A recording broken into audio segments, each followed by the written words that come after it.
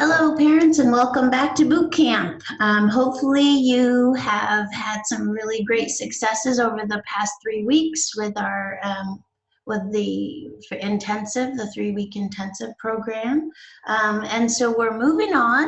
The next lesson pack 3, is really about filling in all your specific needs and questions and to give you as many resources as I can to help you. So we'll be first talking about playing with friends, then we will talk about speech, language, and processing, then sensory processing, autism in the brain, reading strategies, and then there's one training that's all about a few different materials that I use in therapy and that we find very successful and helpful. So without further ado, let me move forward here, if I can. I think we're stuck. Here we go. Let's just review the top tips really quickly. Remember to follow your child's interests. So if they're interested in something, they're much more apt to be motivated to communicate and try new things. Consistency for the program and consistency also for your expectations for your child, and lots of repetition. So our children learn through repetition and repetition in the same way. So a routine is really helpful for our kiddos as well as structure. So when you're thinking about your routines, think about a routine established around eating, around waking up in the morning and getting ready, around coming home from school. You know, they come in, they hang up their backpack, they wash their hands, they have a snack, that kind of thing. And then, of course, bedtime routine is huge, huge in order for our kiddos to get into a situation where they know how to soothe themselves and go to sleep. Our top tip number 3 is do less and wait for a request or a response. So we want to hold back from handing your child something or doing something for your child until they request it. And then the same with not giving them something until they respond, or not doing something until they verbally respond. And both of those, of course, have to have eye contact involved. So, you know, they say, you know, want juice, but if they're looking away, then that's not a functional way that you would understand it for sure, but anyone else would not understand. We want to teach them the right strategies for communication and also behavior around communication as soon as possible. And it seems like you're nagging probably for you, but really the consistency is what they need. So remember, consistency in demanding that they communicate is key. Number 4, positioning, getting eye to eye with your child whenever you're communicating, and getting in that interaction zone, which is usually about an arm length away.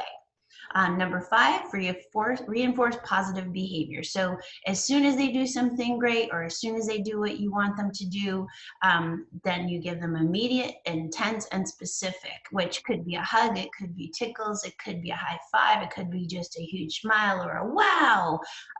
Try to avoid saying good job, but just instead show them that they did the right thing by the most functional and natural way. So if they wanted something and they did what you asked, then give them something right away. And of course, name it and, you know, give them lots of smiles or tickles, or you did it is fine. Our next top tip is encouraging cleanup. We've talked about this a lot, but when you're when you request that your child cleans up, then it teaches them to be organized, which is really helpful for both their brain and their sequencing of an activity. A lot of kiddos get really, really disorganized when, of course, there's toys everywhere. So to know that they have to bring out the toy, play with the toy, put the toy away, is really it's another one of our routines that is really important. And also you can teach a lot of language skills through encouraging cleanup. So the red blocks go here, the blue blocks go there, the forks go here, the spoons go there, and giving them, you know, giving them a pile of different things and having them sort it out is always a great activity. And then naming what the colors are, what what the actual object is. And then you can always make it spicy and add in some more directions. Oh, can you put the forks in the other drawer? Sometimes you can have them do things even if it's not exactly the way it's supposed to work, just to give them a bigger challenge. So, take this blue cup and put it in the fridge. Normally that's not something they would do, but think about how to get them practicing listening to what you're saying and then following through. And then number 8 is ease into play, then take control. We've talked a lot about play and how play skills are how the children learn. But if your child is not used to playing with you or doesn't take turns well, you want to, ease into that or go gently into that. So sitting next to them first, watching what they're doing, commenting on it, handing them things, making it easy for them to do. And then take a turn yourself, and then slowly do more activities with whatever your turn is. And then then that might take maybe 2 or 3 sessions or 2 or 3 times for them to get used to having you in their space.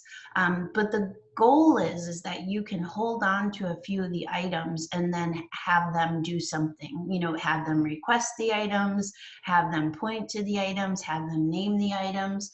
That is the ultimate goal, because then you've turned it into more of a partnership, and then eventually turn taking will take place, and you're expanding on your turn to show them how to do something that's a little different with the toy.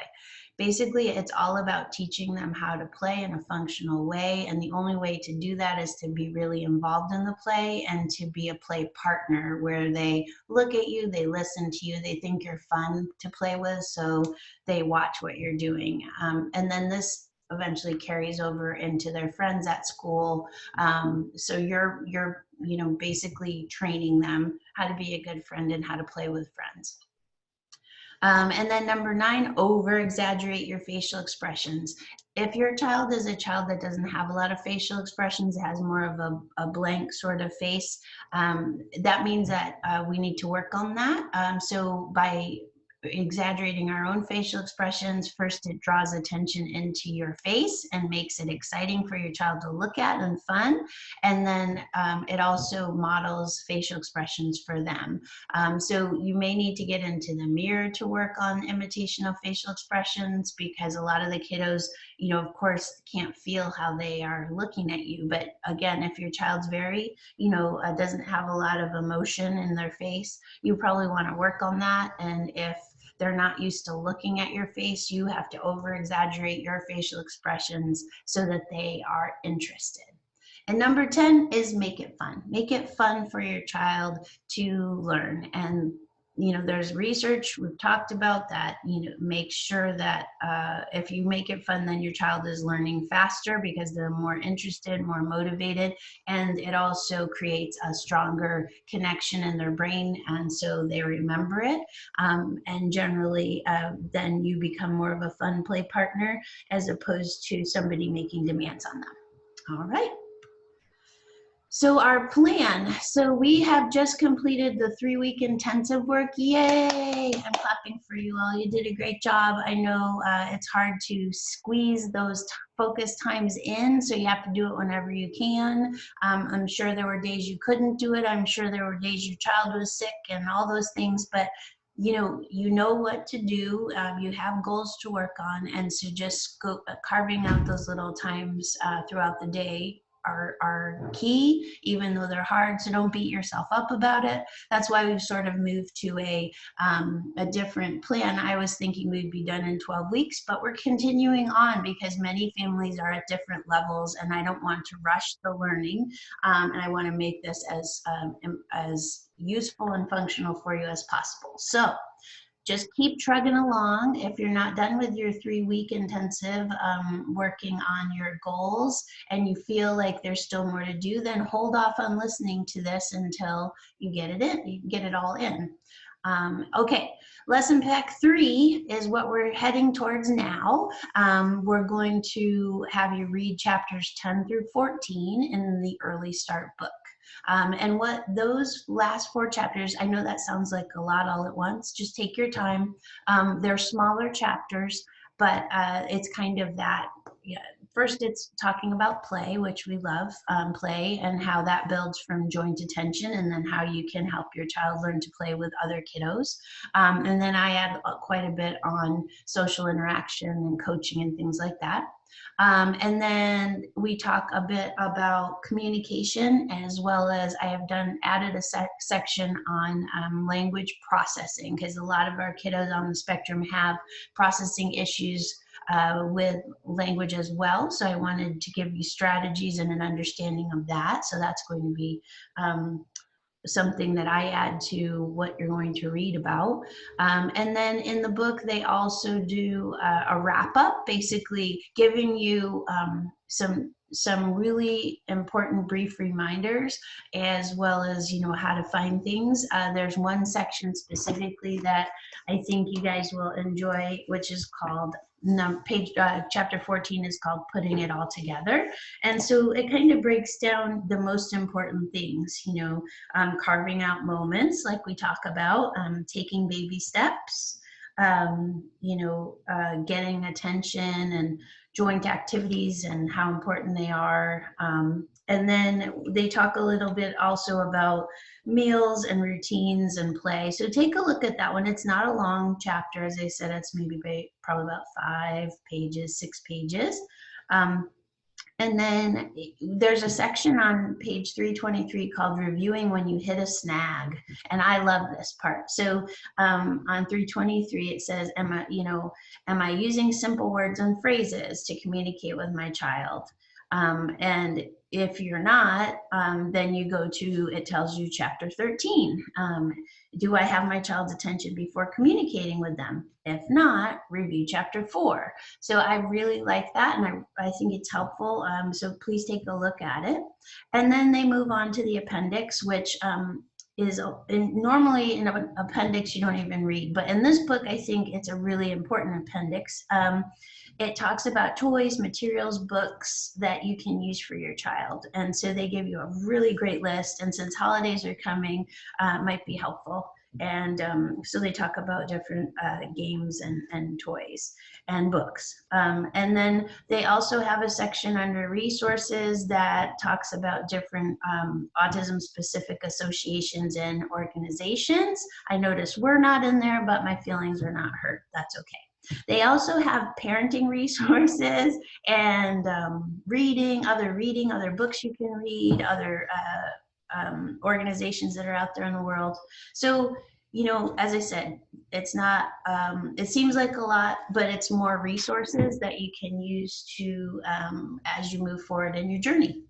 And then the last part is after you go through your lesson pack 3, which I'm excited about. We have, let me tell you about it a little bit. So after this intro, you move on to playing with friends. And so I bring in a lot of what is in our chapter 10 and then add some really great social skills coaching stuff. We are going to talk about speech and language, which goes along with chapter, I think 11 or 13 in the book, 13. And then that's where I added info on processing. We're going to talk about sensory processing, autism in the brain, a little short one on that. And then reading strategies is a short one as well, maybe about 15, 20 minutes. And then the last one is adding more tools to your toolkit. So that's where I talk a little bit about things like zones of regulation and visual strategies and things like that. Anything I could think of that I thought would be helpful. So after you go through the lesson pack, and even during, take a look at your child's goals, see how they're doing on their goals, and then you can send me an email that just says receptive language, done, need the next goal. Or, you know, whatever goals that or whatever sections that they need an update in, and then I can update and send it to you. We could set up a phone conference, which is no problem. It usually takes about 30 minutes, and we talk through the goals. We talk through any challenges you're having. with the actual therapy or getting to any of your goals. Or you can schedule your meeting. So we should have had 2 meetings up till now, and then this will be our third. So when you feel like it's time for a touchback, that's when you schedule the meeting. The meeting is an hour long, and I would love to have you bring your child with you. And that way we will catch up, see how things are going, and I can give you some feedback and suggestions in the moment. Okay, that's our plan, and you're doing great. Hang in there, and we'll head now to playing with friends.